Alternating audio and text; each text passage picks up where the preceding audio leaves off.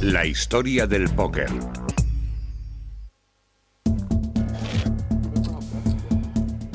Observen con atención. Estamos en la partida de póker más exclusiva del mundo. Sin límites, apuestas altas y solo por invitación.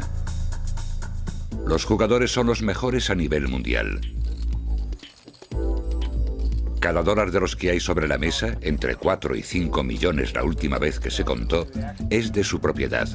De hecho, solo el sentarse aquí cuesta medio millón de dólares. Esta es la primera vez que permiten la entrada de cámaras. Para estos hombres el póker es un deporte sangriento y no un programa de televisión. Cuando jugamos, somos como leones que intentan coger al otro por la garganta. Leones como los jugadores de grandes torneos David Gray, Daniel Negreanu y el veterano Chao Yang, que pasó de ser cocinero en Colorado en 1980 a ser el gran jugador a nivel mundial que es en la actualidad. En estos momentos la partida está en un enfrentamiento entre el legendario Doyle Branson y uno de los rivales más conocidos, Barry Greenstein. Barry, que es doctor en matemáticas y gana una media de $1 millón al año, abre la apuesta con 6.000. Doyle debe haber visto algo que le gusta, porque ahí van otros 6.000 que lo demuestran.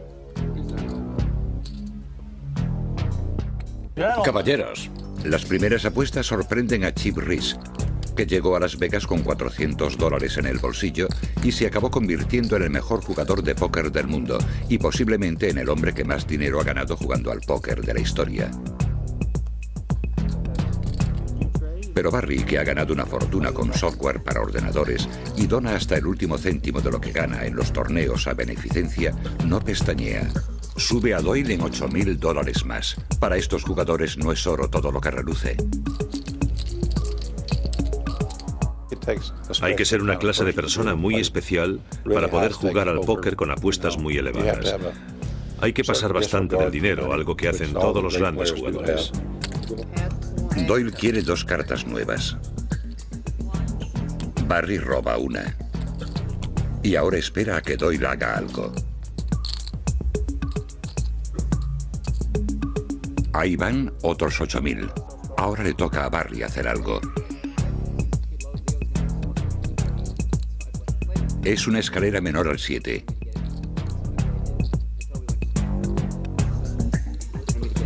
Lo que vence a Doyle por los pelos. Su escalera es al 5. Barry se lleva el bote, casi $85.000 en una sola mano. Eso se llama la mano del bobo. Nadie lo sabe mejor. Doyle Branson, anfitrión de este juego de altas apuestas, es al póker lo que Ali es al boxeo, el más grande. Ahora mismo es el patriarca del póker. Doyle es el que más lleva en juego, el que ha jugado al más alto nivel durante más tiempo. Es increíble. Doyle fue uno de los legendarios Texas Rounders, los jugadores que recorrieron el estado de la estrella solitaria en los años 50 y 60, jugando una partida tras otra. Ellos crearon el póker moderno, haciéndolo pasar de ser un juego sórdido que se jugaba a escondidas a ser un gran negocio, además de ganar ellos mismos mucho dinero. Doyle tiene bastantes billetes de $100 como para quemarlos y nunca se ha arruinado. Puede que anduviera justo, pero cuando andábamos justos de dinero nos buscábamos un chaval. Este es Thomas Austin Preston, alias Amarillo Slim, uno de los compañeros de fatigas de Doyle y otra leyenda viva del póker. Muchos de los que se sientan conmigo anticipan que van a perder al sentarse y yo intento no decepcionarlos. Cuando Doyle y Slim empezaron a aceptar a todos los que querían jugar hace medio siglo, la profesión por ellos elegida era de todo menos respetable. Pensaban que si uno era jugador profesional, había salido arrastrándose de debajo de una piedra, o tenía una red de prostitutas, traficaba con drogas o era una especie de bandido. Jamás olvidaré a un tipo con el que fui a la universidad y que era un buen amigo. Un día nos tropezamos en la calle y yo lo vi venir. Entonces él cruzó para no tener que saludarme. Irónicamente, es el pasado sucio del póker el principal motivo de que el juego se haya convertido en el fenómeno que es hoy. Una buena parte de la popularidad del póker tiene que ver con la distinción que da jugar a un juego al que los tipos duros, los asesinos y los sheriffs solían jugar. Nos sigue gustando el hecho de que esos personajes, los jugadores del río Mississippi y los pistoleros del oeste, jugaran a lo mismo que hoy jugamos. Le añade encanto. Claro que un poco de suerte no viene mal de vez en cuando. Cualquiera puede levantarse con un par de ases y vencer al mejor jugador. Da igual que seas una mujer de 1,60 o un tipo de 90 años, que tengas habilidad al jugar o no la tengas.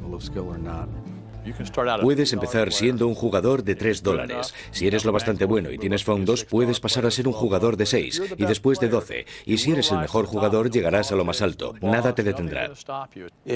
Es muy sencillo aprender los principios básicos, pero para dominarlo necesitarías toda una vida. Y eso es lo que hizo Doyle Branson. En un principio quería ser jugador de baloncesto profesional, pero una lesión en una pierna acabó con su sueño. Comenzó a jugar al póker para cubrir gastos y aprendió, como todos los grandes jugadores, que el póker tiene tanto que ver con la cabeza como con la mano. El póker es jugar con las personas. Podemos pasar de las cartas, lo importante es la persona.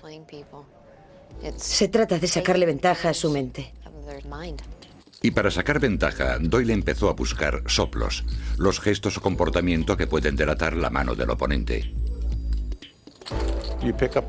Existen toda clase de soplos. Yo siempre miro a la gente a los ojos.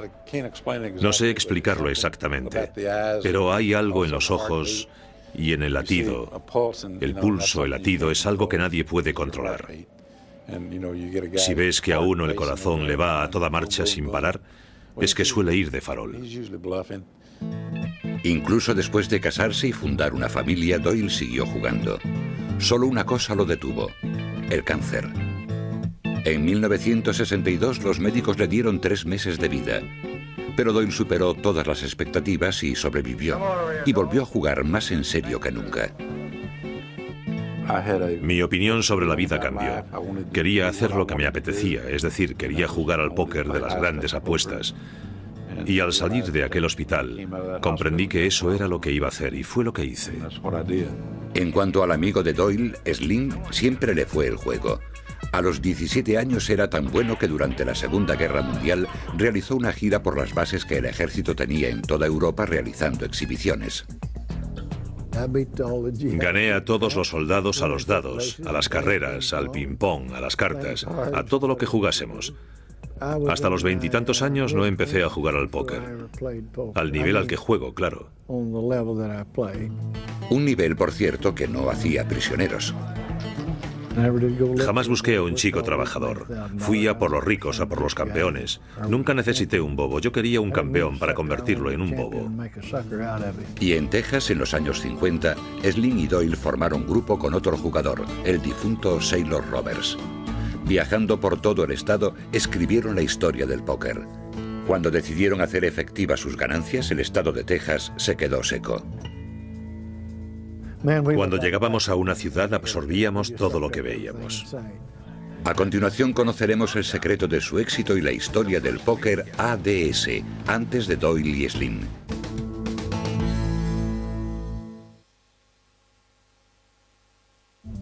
Doyle Branson y sus amigos juegan su partida de apuestas altas casi a diario, pero eso no significa que alguien de fuera no pueda jugar con ellos. Podría entrar en la partida ahora mismo si quiere. Si se sienta allí con $100.000 delante, lo recibirán con los brazos abiertos. Nadie debe sentirse intimidado por si no lo reciben bien. Por supuesto que no. Los aficionados son la fuente principal de ingresos de todos los jugadores de póker profesionales, de Doyle Branson para abajo, y por lo tanto son tratados con todo respeto. Bueno, más o menos. A una oveja puedes trasquilarla muchas veces, pero despellejarla solo una. Así que si trasquilo a uno de esos, al año siguiente le habrá vuelto a crecer la lana y podremos volver a jugar. Pero si lo despellejo, se acabó la historia. Los profesionales nunca llaman primo o bobo al aficionado, o al menos no a la cara. En lugar de eso, lo denominan productor. Si los grandes tiburones blancos se sentasen a jugar los unos con los otros, la partida no duraría demasiado. Pero si aparecen productores, la partida dura mucho más. Los grandes del póker, los lobos, saben reconocer a los productores, los corderos, con un solo vistazo. Es el típico caso de un lobo que se hace con un cordero y no quiere que nadie más se entrometa. Desde que el juego se asentó en los Estados Unidos a principios del 19, se puso en marcha la caza del productor. Al igual que otros juegos, nació en Nueva Orleans, que fue la gran puerta por la que entraron muchos juegos, porque Nueva Orleans había estado bajo el control de los franceses, y muchos de esos juegos eran franceses. Entre ellos, un juego de cartas llamado POC. Se jugaba con una baraja de 20 cartas. Podían jugar 4 personas. Cada una recibía 5 cartas. Después apostaban según la mano que tuviesen, y como no hablaban muy bien el francés, comenzaron a llamarlo póker. Como era tan engañosamente sencillo, el póker fue el juego adecuado en el lugar adecuado para desplumar a la gente adecuada. El río Mississippi se convirtió en la meca del póker en torno a 1820, cuando los acaudalados plantadores de algodón, comerciantes y turistas viajaban en los barcos que entraban y salían de Nueva Orleans. Había muchos turistas con mucho dinero.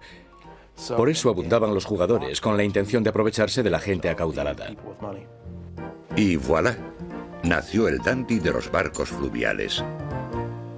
Los dandys eran tan bien conocidos por sus trajes como por su juego. Había una frase que se puso de moda y que decía: adelante, intente quedarse con mi dinero. Muchos lo intentaron y no lo consiguieron. Los jugadores lo apostaban todo. Sus casas, sus plantaciones, todas sus propiedades. A veces incluso la ropa que llevaban. Mucha gente lo perdió todo. Los jugadores profesionales habían aprendido a mantenerse un paso por delante de los productores, cambiando el juego constantemente. Primero pasó a una baraja de 52 cartas que permitía más combinaciones de manos y que jugase más gente. Después, para hacerlo más emocionante, le añadieron una segunda vuelta en la que se podían cambiar las cartas. Eso llevaba a invertir cada vez más dinero en el bote para seguir a la persona que ya había hecho una mano. Aquello fue pura inspiración para los que su impulso de juego les hacía querer que hubiese un bote lo más grande posible en la menor cantidad de tiempo. La guerra civil también ayudó a cambiar las manos. Durante la guerra, los soldados empezaron a apostar para robar más cartas que les pudiesen dar una mano mejor. Aquello les recordaba a los sementales o Stadhorse, que les ayudaban a retirar los cañones del barro. Así nació el Stadpoker. Los nuevos juegos no dejaron de surgir. El Omaha 8, el Stad de 7 cartas, el High-Low Split. Doyle Branson y sus colegas jugadores de primera se lo saben todos. Un mecanismo de defensa. Se inventan nuevos juegos con la intención de mantener al especialista alejado del juego. Es decir, un tipo que juega muy bien al póker normal puede jugar fatal al Stad de 7 cartas. Hay que ser un jugador muy completo en todo para sentarse con esa gente.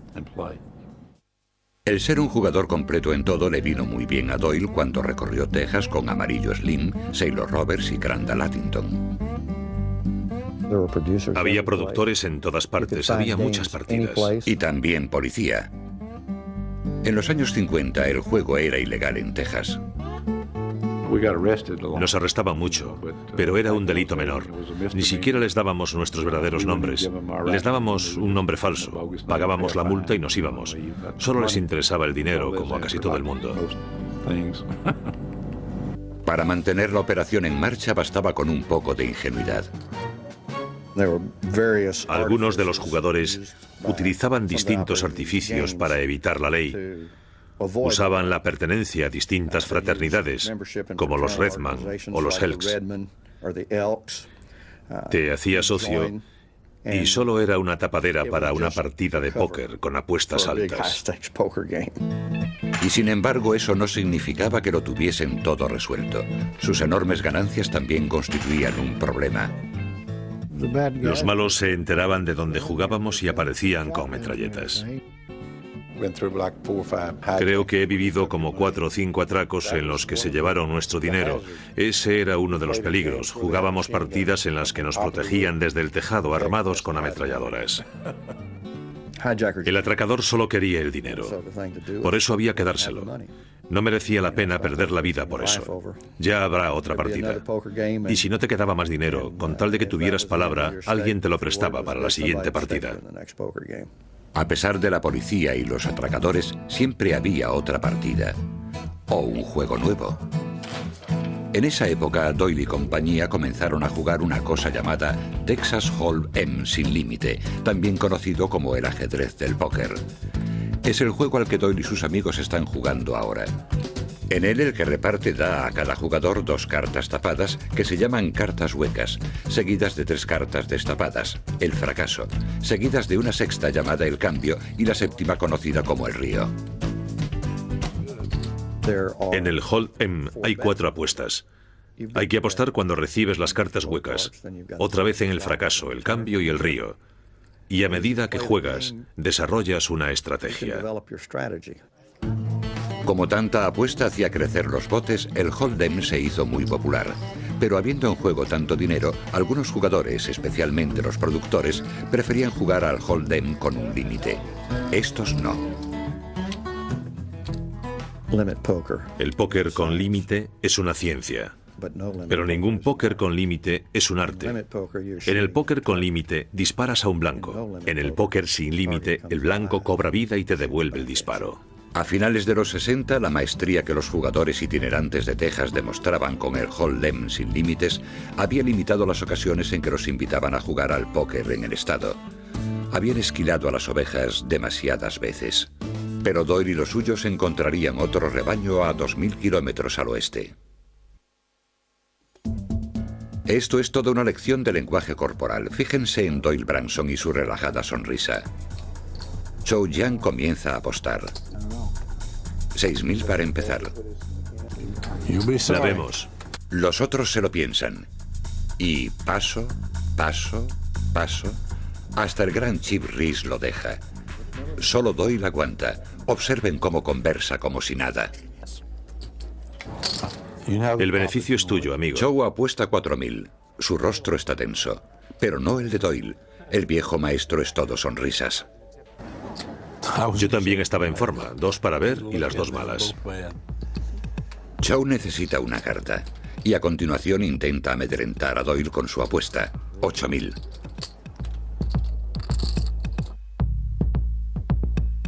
¿La cosa se pone demasiado seria para el relajado Doyle?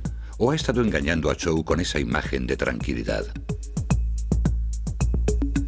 Con hielo en las venas, Doyle sube a 12000, un aumento de $4000. ¿Tiene cartas Doyle o va de farol? Jamás lo sabremos. Chow se acobarda y no va. El viejo maestro vuelve a ganar, esta vez unos $50.000.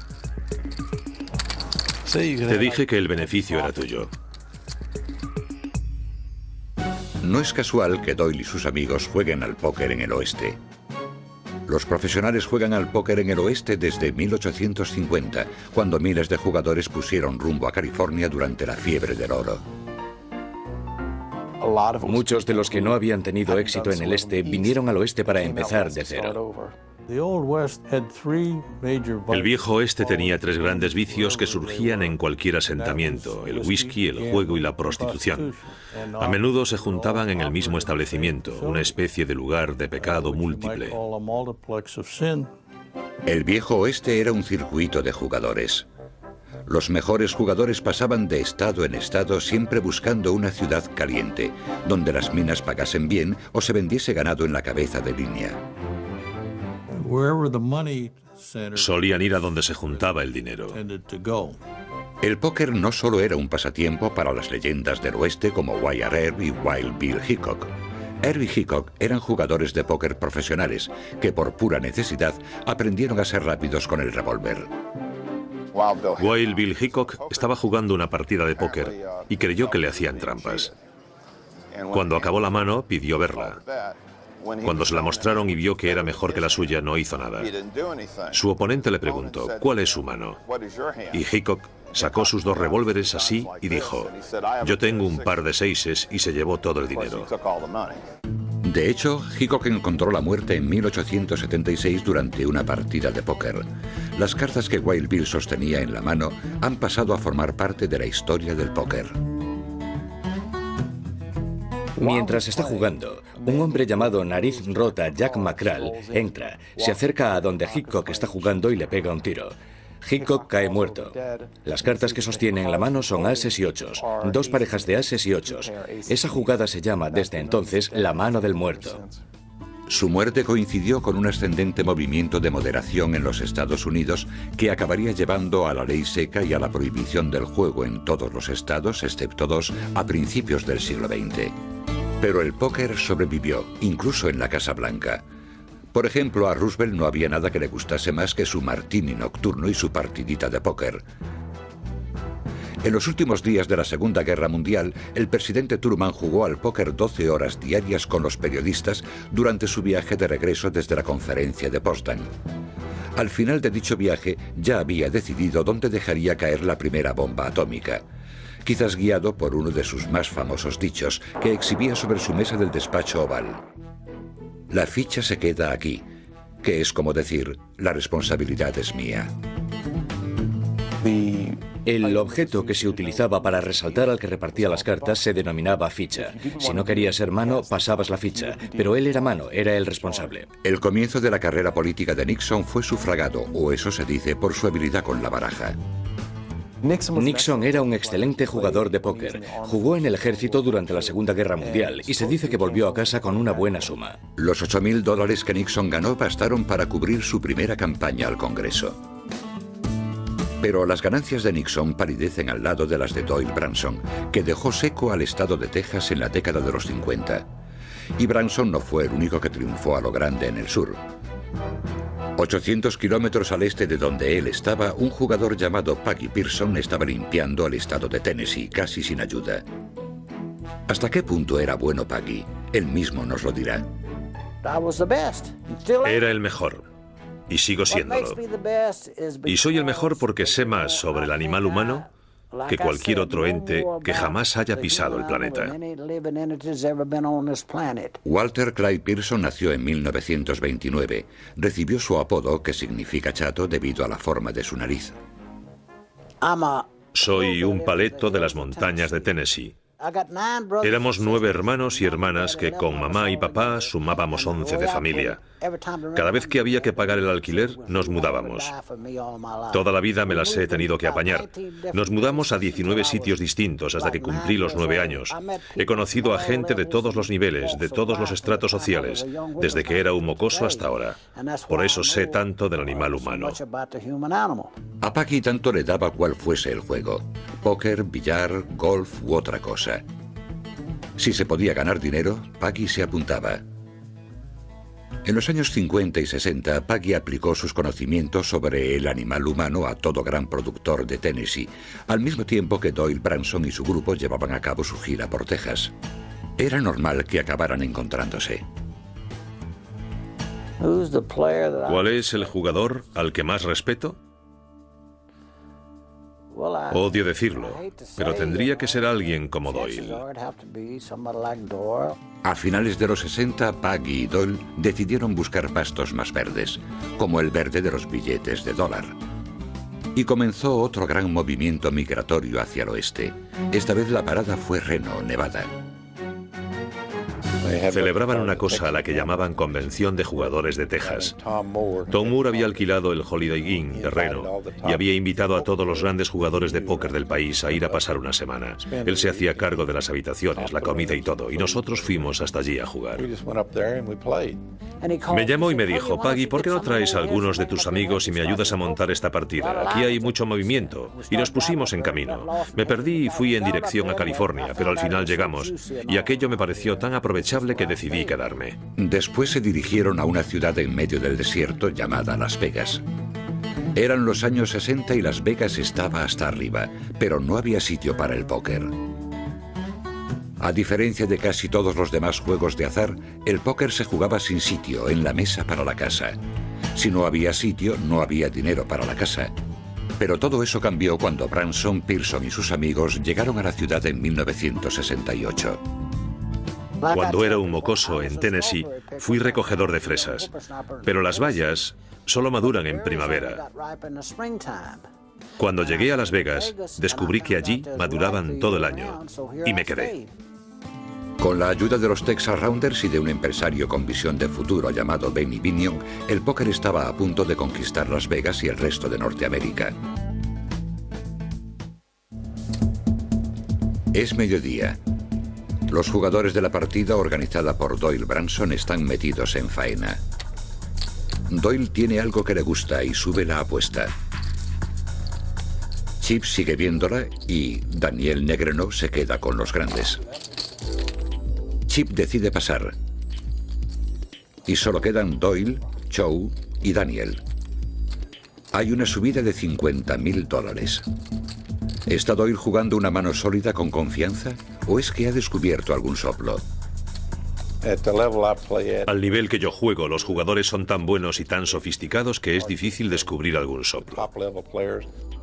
Nunca sabrá con seguridad qué cartas tenían Chow y Daniel.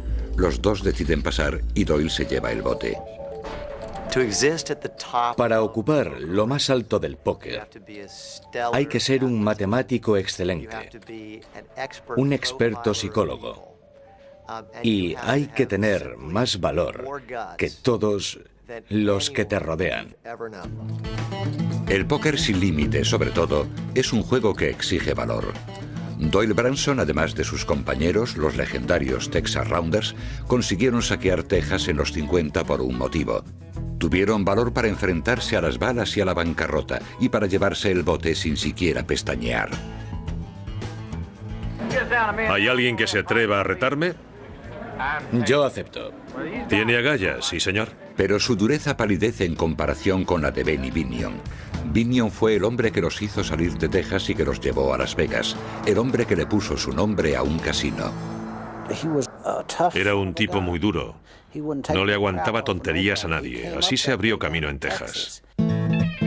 Más que cualquier otra persona, Benny es el responsable de haber sacado al póker de las habitaciones traseras llenas de humo y de convertirlo en el juego doméstico y multimillonario que es hoy.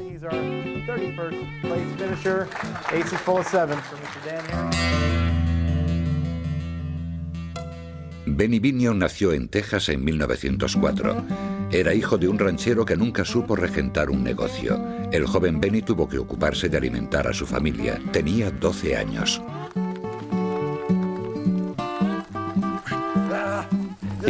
Se convirtió en el jefe de su familia a edad muy temprana. Comenzó a jugar. Primero empezó con la lotería y era el jefe de Dallas. Lo que Al Capone era para Chicago y Meyer Lansky para Nueva York, lo era Benny Binion para Dallas. Era el padrino de Texas, implacable con los enemigos y protector de los amigos. Doyle Branson, Amarillo Slim y el resto de los Texas Rounders eran rostros conocidos en las mesas de Benny. Benny era una especie de padre para todos nosotros. Nos daba consejos y, al menos para mí, era una persona muy especial. Tenía una gran personalidad y un gran sentido del humor. Por eso caía bien. Le caía bien a todo el mundo. Pero la larga ficha delictiva de Binion, fue condenado por 2 crímenes evitando ir a la cárcel y fue sospechoso de muchos más, limitaba el tiempo que podía permanecer en Texas. Los Texas Rangers tenían órdenes de matar a Binion nada más verlo, no de arrestarlo, sino de matarlo. Y Binion, con $2 millones en una maleta, puso rumbo a Las Vegas. Inmediatamente se hizo con una parte del casino de Las Vegas. Cuando Benny Binion se mudó a Las Vegas, llevó consigo el juego con el que más familiarizados estaban él y sus compinches, el Hold-Em sin límite.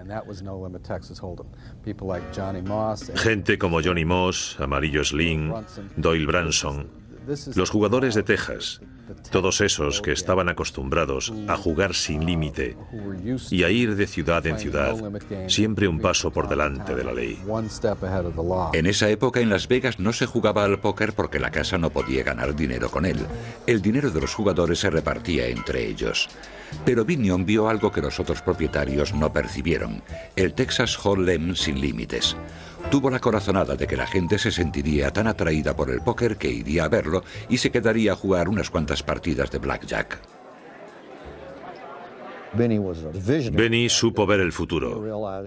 Se dio cuenta de lo que podría ocurrir con el póker e hizo todo lo posible por apoyarlo. Binion convenció a su socio J.K. Hassels para que le permitiera situar a un superjugador de póker en la entrada del casino de Las Vegas. No había duda sobre quién era el mejor jugador de póker. Incluso Doyle dice que cuando conoció a Johnny Moss, era el mejor jugador de póker que había visto nunca. Johnny Moss era el Tiger Woods o el Michael Jordan, o todos juntos del póker por aquel entonces. Hizo venir a Johnny Moss para jugar contra Nick el Griego en los años 50 o en los 40 y fue todo un acontecimiento. La partida cara a cara de Johnny Moss y el jugador de Nueva York, Nick el Griego Dándalos, es el equivalente en el póker a la actuación de los Beatles en el show de Ed Sullivan. En la sala principal de Binion, Moss y el griego se enfrentaban, y ninguno de los dos cedía. $1 millón cambió de manos. Pasaron las semanas y ya fueron 2. Pasaron meses. La multitud alrededor de la partida era cada vez más densa. Por fin se abre después de 90 minutos de incertidumbre y esto es lo que parece. Pasaron 5 meses de partidas hasta que Moss por fin dejó al griego sin un solo dólar. El griego sabía que le había vencido. Se acercó a estrechar la mano de Moss y dijo la frase más famosa de la historia del póker. Señor Moss, me temo que tendré que dejarle ir. No sé cuánto le ganó Moss en ese periodo de tiempo. Probablemente nunca lo sabremos con seguridad, pero fue con mucho la mayor partida de todas. Mientras el éxito de Moss contra el griego aún coleaba en Las Vegas, Benny le dijo a su socio que su futuro estaba en el juego sin límites. Pero su socio tenía demasiado miedo de retirar el límite. Por eso Benny se marchó y abrió su propio garito, Binion's Horse Show. Durante los años 50 y 60 el Horse Show se convirtió en la capital de las apuestas sin límite, Las Vegas dentro de Las Vegas. Aceptaba cualquier apuesta. Si querías apostar $1 millón, él aceptaba. Ningún otro casino lo hacía. En ese sentido fue un auténtico rebelde. Pero aunque el póker había sido legalizado en Las Vegas, Binion no estaba contento. Quería ampliar su negocio a nivel nacional. Necesitaba el gran comunicador, la televisión. En 1970 la genial idea de Binion, la que cambiaría el juego para siempre, se llamó la Serie Mundial de Póker. Benny dijo, oye Slim, ¿por qué no celebramos un torneo de póker? Y yo le dije, buena idea. En realidad era una reunión de amigos de Benny con una apuesta inicial de $10.000 por cabeza, que votaban quién había jugado mejor, quién merecía el trofeo, después de haber jugado juntos durante 4 o 5 días. Llegaron 2 periodistas de Cleveland que habían oído hablar del torneo y escribieron un artículo. Después pensamos, bueno, podemos conseguir publicidad. Y contratamos a Jimmy Snyder para que nos diese publicidad. Fue el primer año que salió en televisión. Muy pronto se convirtió en una partida de exclusión a la que la gente accedía con $10.000 y jugaba hasta que uno de ellos se quedaba con todas las fichas. Esa versión de un torneo de póker sin límite, el sistema de exclusión, es la que ha predominado en el mundo del póker actual. Y aquello fue el principio de la respetabilidad del póker. A los medios de comunicación les encantaban los jugadores de póker y viceversa. Los Texas Rounders eran ahora héroes americanos cultos.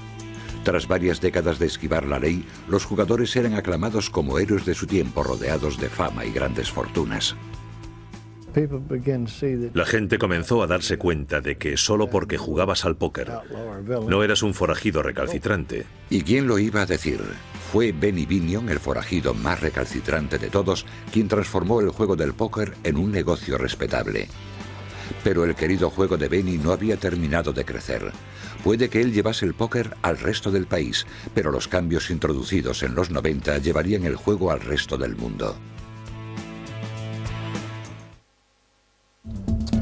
Se hace tarde. Queda menos de media hora para que termine la partida de hoy. A Chip, a Chow y a Todd Branson, el hijo de Doyle, les va bien. También a Philippi. Por cierto, eso que escucha es rap. Ivy, que solo tiene 27 años, comenzó a jugar al póker en Atlantic City y en poco tiempo jugaba y vencía a los mejores jugadores de stat de 7 cartas del mundo. Chow apuesta 6.000. Barry los ve. Todd Branson pasa. Y parece que Ivy va a ver la apuesta. A este nivel, una mano típica dura menos de 2 minutos. Ahí va el fracaso.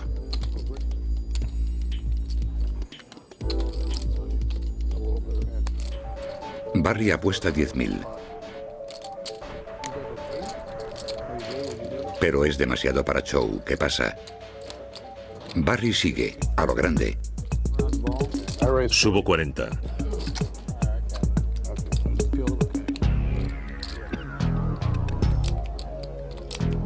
Esta es la última carta.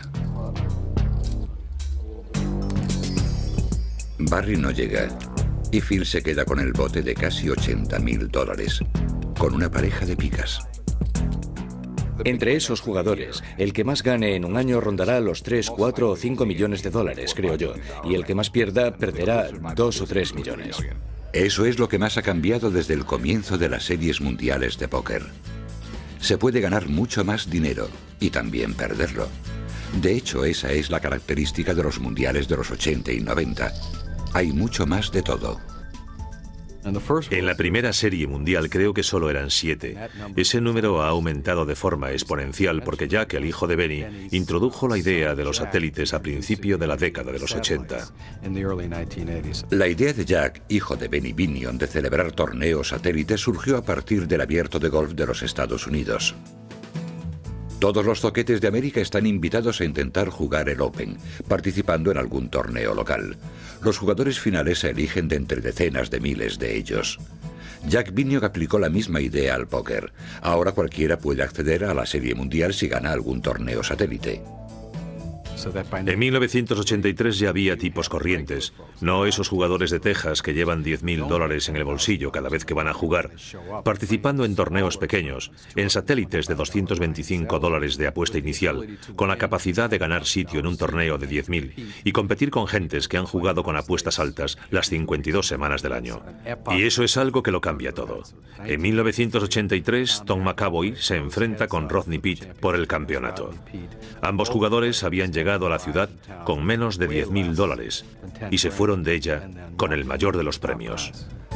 Los tiempos modernos han dado paso al círculo de los ganadores a un jugador de póker muy diferente. Ya han pasado los días de los forajidos de Texas. La era de Internet ha dado paso a una raza de tiburón muy distinta. El campeón actual suele ser un experto en números y muy preparado. Hay muchos jugadores excelentes que proceden de un ambiente académico y ya muy pocos que vienen de los billares, que es de donde solían venir antes. Pocas veces surge alguien con la habilidad de ambos tipos de jugadores. Esos son los duros. Hay que tener más valor que los demás. Steven Lipscomb es un ejemplo típico de cómo se expande el universo del póker. Él fundó el Torneo Mundial de Póker en 2001 y televisa la ronda final de sus 14 torneos. Cada uno de ellos cuenta con un gran bote en efectivo para el ganador. Tienes la posibilidad de ganar el $1.000.000 del primer premio. Muchas veces ocurre que en las mesas finales, 1, 2 y a veces 3 de las personas allí sentadas son aficionados. Puede presentarse cualquiera en cualquier punto del país, jugar en el torneo y, si las cartas le son favorables, tiene la oportunidad de ganar. Uno de los jugadores más duros que han surgido del mundo del póker con su rápida evolución es Gus Hansen, de origen danés, y que ha ganado millones con un estilo de jugar muy diferente. Podríamos describirlo como directo y polémico. Hansen juega casi todas las manos, lo que significa que siempre está metido en el ajo y siempre eleva mucho las apuestas. Con ello pretende intimidar a los jugadores demasiado tímidos para que renuncien al bote. Se corren más riesgos, porque inviertes más dinero en el bote muchas veces. Pero pone a prueba a tu oponente. Tiene que tomar una decisión. ¿Subirá la apuesta solo para comprobar en qué situación estoy yo?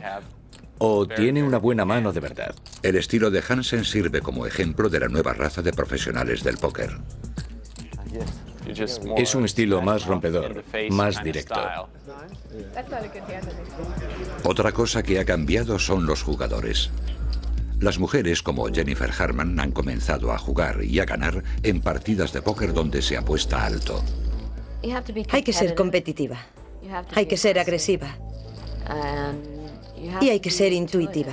Harman, que no empezó a jugar al póker hasta los 21 años, ha demostrado ser muy rápida aprendiendo, ya que fue capaz de ganar un campeonato sin límite después de solo unos minutos de preparación.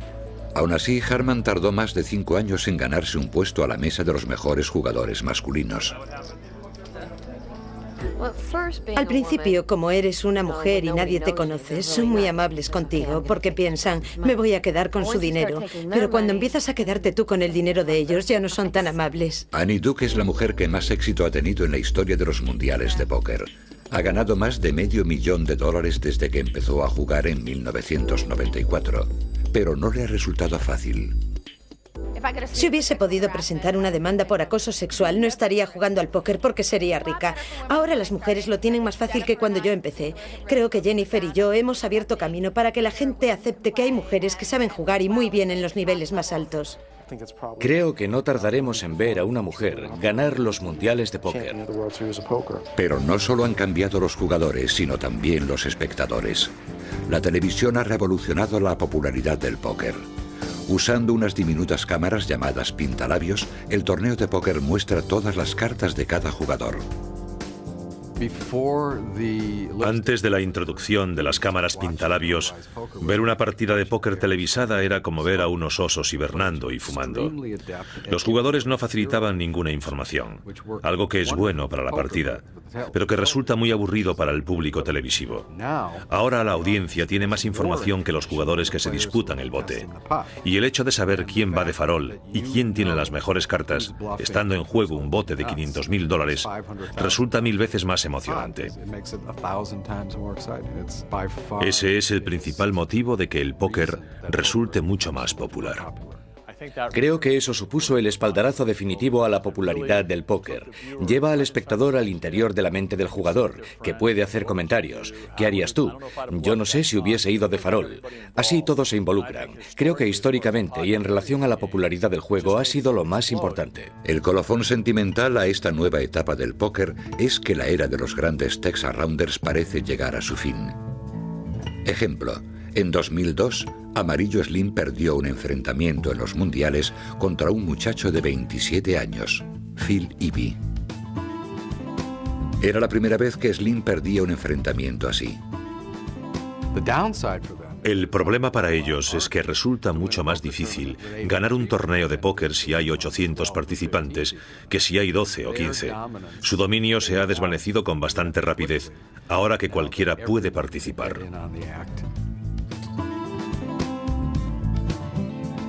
El tiempo de la partida privada de Doyle Branson se acaba, pero las apuestas siguen siendo altas.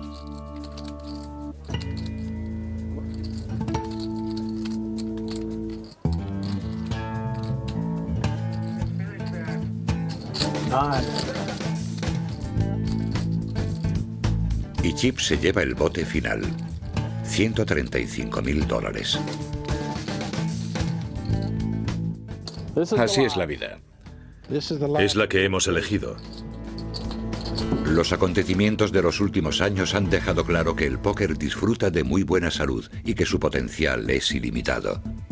Pero mientras su pasado se convierte en leyenda, la importancia de los Texas Rounders, los antepasados del juego, queda bien establecida. Cuando el póker comenzó a ser televisado, cuando yo empecé a jugar, la gente te miraba como si fueras un ciudadano de segunda. Ahora te conocen, eres famoso. A mí me tiene atónito. Es la generación de jugadores que ha creado el póker moderno. Creo que los jugadores de hoy, aunque solo jueguen en Internet o en la sala de un casino, tienen una gran deuda de gratitud con los jugadores de Texas.